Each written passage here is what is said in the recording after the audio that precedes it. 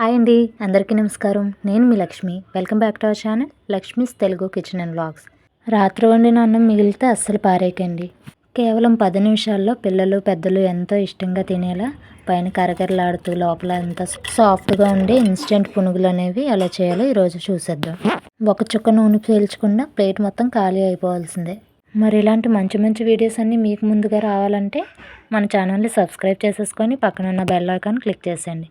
మరి ఇక లేట్ చేయకుండా ప్రాసెస్లోకి వెళ్ళిపోదాం. ముందుగా మిగిలిన అన్నాన్ని 2 కప్పులు తీసుకోండి మిక్సీ గిన్నెలోకి అనేది. మీరు అప్పుడే వండిన అన్నం అయినా పర్వాలేదు తీసుకోవచ్చు. ఇక్కడ నేను మిగిలిన అన్నాన్ని తీసుకుంటున్నాను, నైట్ మిగిలిన అన్నం. ఇది మనం మార్నింగే టిఫిన్ కింద చేసుకోవచ్చు, ఈవినింగ్ స్నాక్స్ కింద కూడా చేసుకోవచ్చు అండి. 2 కప్పులు రైస్ తీసుకొని దానిలోకి 1/2 కప్పు పెరుగు తీసుకొని మెత్తగా ఇలా పేస్ట్ చేసుకోండి, మిక్సీ పట్టేయండి. చూస్తున్నారు కదా, ఇంత మెత్తగా రావాలి. ఇలా పేస్ట్ చేసుకొని ఇందులో కొద్దిగా వాటర్ పడితే కొంచెం యాడ్ చేసుకోండి, ఎక్కువ యాడ్ చేయొద్దు వాటర్ అనేది. ఈ విధంగా పేస్ట్ చేసుకున్న తర్వాత ఒక గిన్నె తీసుకొని ఈ పేస్ట్ అనేది ఆ గిన్నెలోకి వేసేసుకుందాం. ఇప్పుడు దీనిలోకి 1 కప్పు బియ్యం పిండి అండి, 1 కప్పు. 2 కప్పుల రైస్కి 1 కప్పు బియ్యం పిండి సరిపోతుంది. ఇక్కడ చిన్న క్లిప్ మిస్ అయింది. మైదా పిండి కానీ గోధుమ పిండి కానీ 1/2 కప్పు తీసుకోండి. మనకి లోపల అనేది సాఫ్ట్గా వస్తాయి అన్నమాట. దానివల్ల బియ్యం పిండి వేయడం వల్ల కరకరలాడుతూ ఉంటుంది. మనకి లోపల సాఫ్ట్ కోసం మైదా పిండి కానీ గోధుమ పిండి కానీ కొద్దిగా 1/2 కప్పు తీసుకుంటే సరిపోయేది.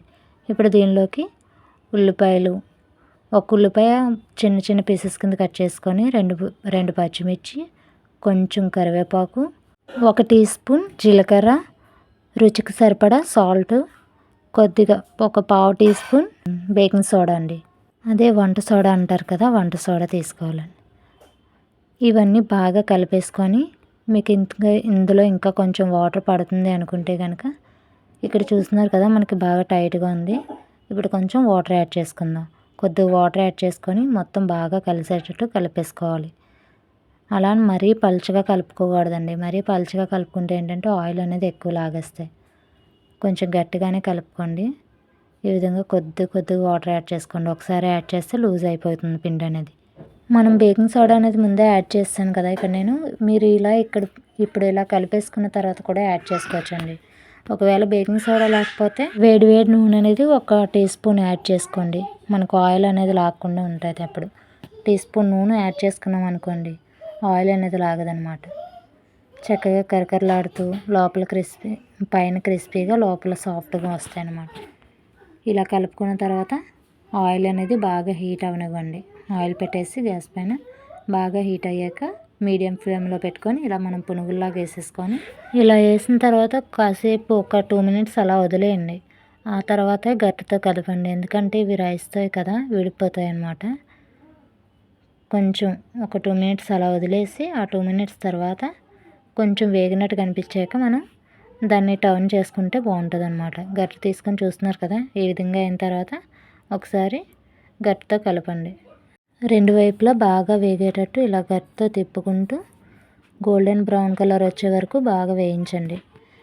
ఇలా బాగా వేగిన తర్వాత ఒక ప్లేట్లోకి తీసుకొని మనకు నచ్చిన చట్నీతో సర్వ్ చేసుకొని తినేయడమేనండి. నేనైతే పల్లీ చట్నీతో తింటున్నాను. మీరు ఏ చట్నీతో తింటారనేది కామెంట్ చేసేయండి. మీరు రైస్ మిగిలితే రైస్తో పులిహోర చేస్తారా, లేదంటే ఇలా పునుగులు లేదా దోశలు ఏమైనా చేస్తారా అనేది ఒక కామెంట్ చేయడం మర్చిపోకండి. ఇక్కడ చూస్తున్నారు కదా, మన పునుగుల కలర్ అనేవి మంచి కలర్ వచ్చింది. ఇలా కలర్ వచ్చిన తర్వాత చక్కగా తీసేసుకొని ప్లేట్లోకి వేసుకోండి. పైన క్రిస్పీగా లోపల సాఫ్ట్గా చాలా టేస్టీగా ఉంటాయండి. ఒకసారి మీరు కూడా ట్రై చేసి మీకు ఎలా కుదిరాయి అనేది చెప్పడం మర్చిపోకండి.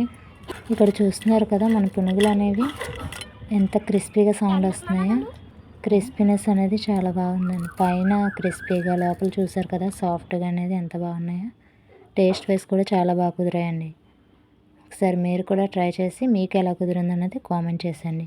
ఈ వీడియో నచ్చితే ఒక లైక్ చేసి షేర్ చేసి మన ఛానల్ సబ్స్క్రైబ్ చేసేయండి. ఉంటానండి, మరొక వీడియోతో మళ్ళీ కలుద్దాం. Bye bye.